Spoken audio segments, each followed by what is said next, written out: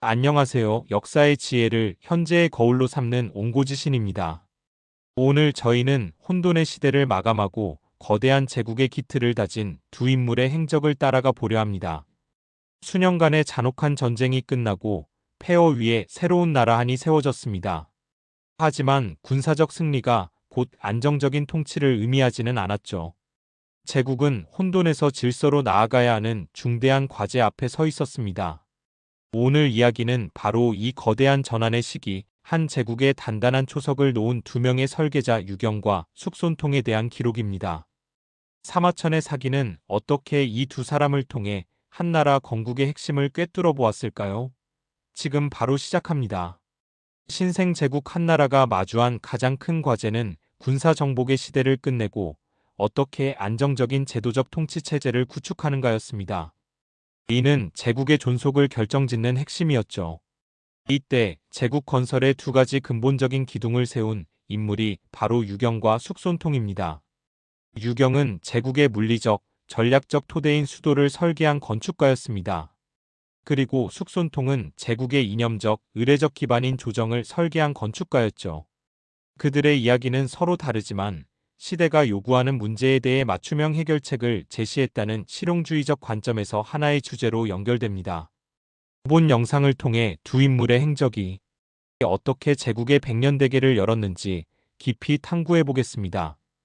이야기의 첫 번째 주인공은 유경입니다. 그의 본명은 누경으로 원래 제나라 출신의 병사였습니다. 그는 어느 날 황제 유방을 만나 제국의 백년대계를 논하겠다며 나섭니다. 그의 등장은 매우 파격적이었습니다. 당시 그는 죄인을 호송하는 임무를 맡고 있었는데 주변 사람들에게 자신의 원대한 계획을 이야기하며 스스로 죄수의 수레를 부수고 유방을 찾아갑니다. 마침내 황제를 만날 기회를 얻었을 때 한 신하가 그의 허름한 양가죽 옷을 보고는 갈아입으라고 권합니다. 하지만 그는 단호히 거절하며 말하죠. 신이 비단옷을 입었으면 비단옷 차림으로 뵙고 베옷을 입었으면 베옷 차림으로 베어야지 감히 옷을 바꿔 입을 수 없습니다. 이 일화는 그의 주장이 겉모습이나 형식이 아닌 문제의 본질과 실질에 기반하고 있음을 상징적으로 보여주는 장면입니다. 당시 유방은 주나라의 예를 따라 낙양을 수도로 삼으려 했습니다. 하지만 유경은 단호하게 반대합니다. 그는 주나라와 한나라의 건국 과정이 근본적으로 다르다고 지적합니다. 주나라는 덕으로 천하를 얻었지만 한나라는 수많은 사람의 피를 흘린 처절한 전쟁 끝에 세워졌다는 것이죠. 그는 초안쟁 폐기의 참혹함을 고발하며 이렇게 말합니다. 백성들의 간과 뇌수가 땅바닥을 칠하게 되었고 아버지와 자식이 들판에서 해골을 드러내게 된 것이 이루 헤아릴 수 없습니다. 여기서 고사성어 간내도지가 유래했습니다.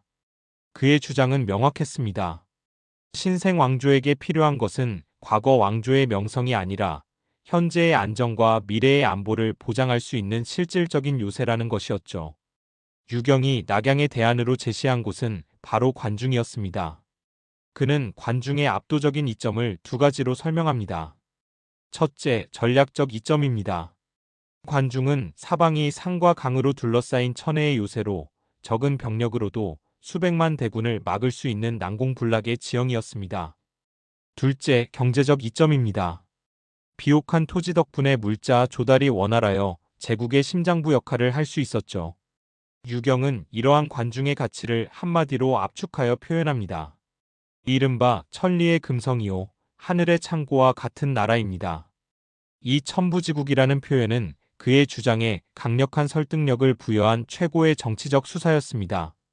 하지만 미천한 병사의 파격적인 제안이 순탄하게 받아들여질 리 없었습니다.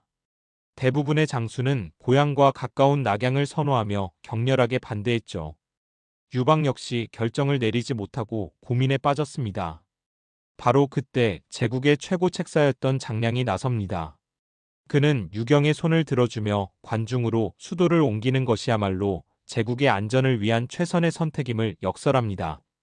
정치적 기반이 없던 유경의 통찰력에 장량이라는 최고 권위의 보증이 더해진 순간이었습니다.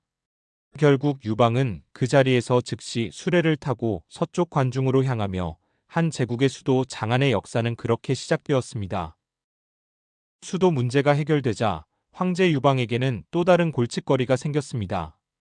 바로 무질서한 조정이었죠. 함께 천하를 제패한 공신들은 대부분 거친 무장 출신이었습니다. 황제가 여는 연회는 늘 난장판이 되기 일쑤였죠.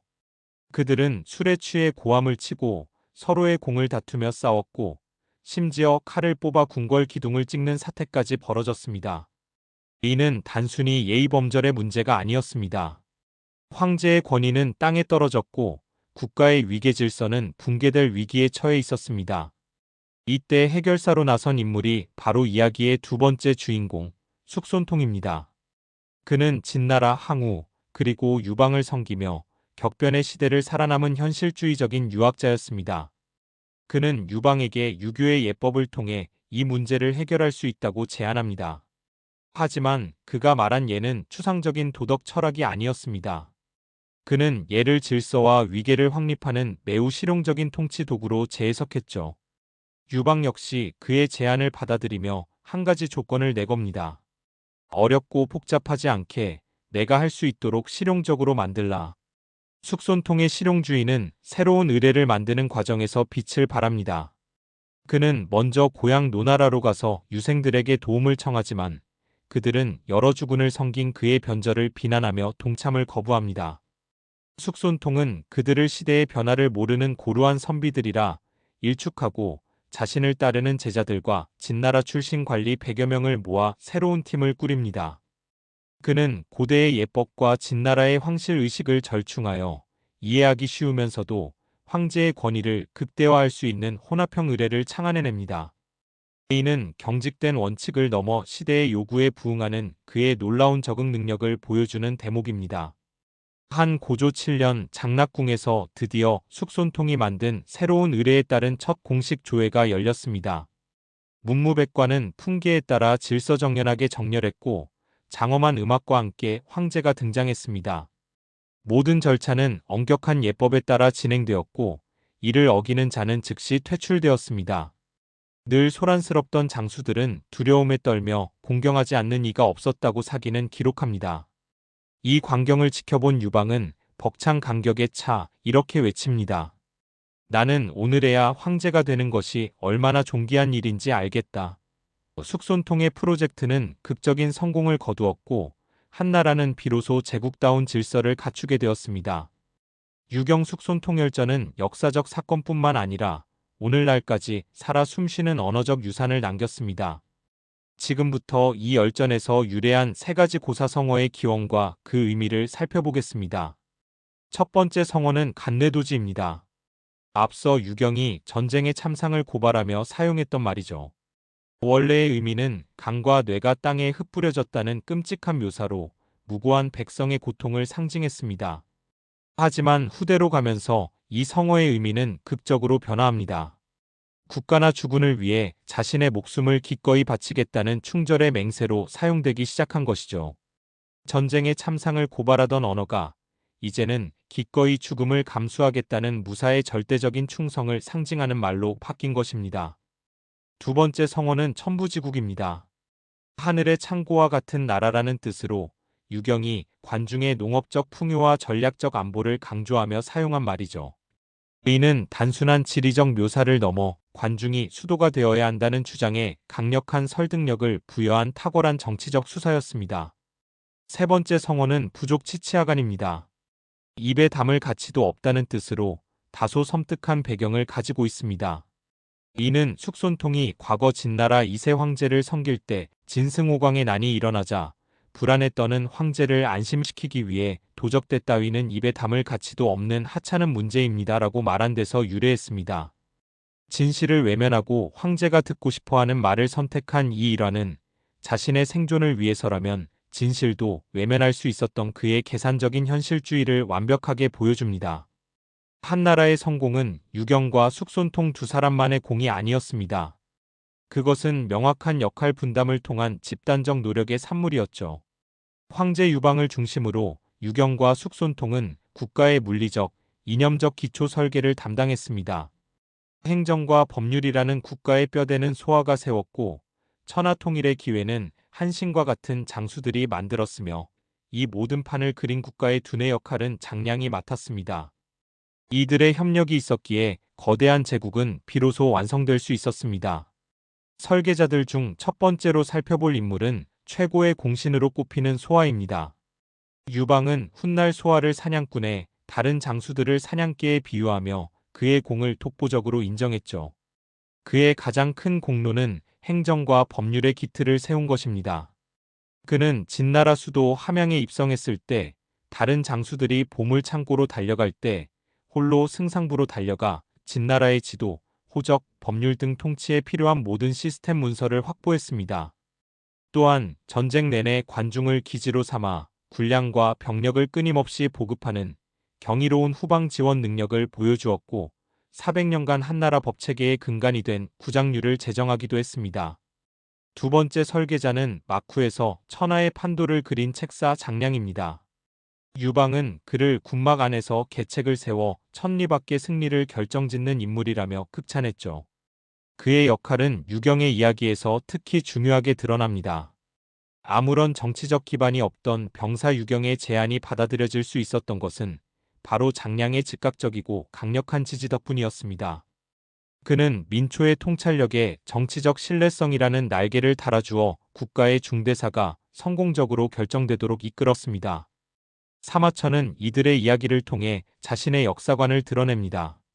먼저 유경의 이야기를 통해 그는 통찰력은 신분에 얽매이지 않는다는 메시지를 전달합니다. 그는 양가죽 옷을 입은 미천한 병사를 기꺼이 만나 그의 조언을 경청한 유방의 개방적인 태도를 성공의 미덕으로 묘사합니다. 이는 곧 닫힌 궁정 안에서 기득권 엘리트의 목소리에만 귀 기울이는 군주와 조정에 대한 암묵적인 비판이기도 합니다. 사마천은 인재를 알아보고 그의 말에 귀 기울이는 자세야말로 통치자의 가장 중요한 자질임을 강조하고 있는 것입니다. 숙손통에 대한 사마천의 평가는 더욱 흥미롭습니다. 숙손통은 후대 역사가들에게 10명의 주군을 섬긴 기회주의자, 폭군에게 아첨에 목숨을 부지한 자라는 혹평을 받기도 했습니다. 하지만 사마천은 그를 한나라의 위대한 유학자라며 극찬합니다. 왜일까요? 사마천은 숙손통의 굽힘이 단순히 개인의 생존을 넘어 유학 사상 자체의 생존과 제도화를 가능하게 했다고 보았기 때문입니다. 그의 현실주의적인 선택 덕분에 유학은 국가 통치 이념으로 자리 잡을 수 있었던 것이죠.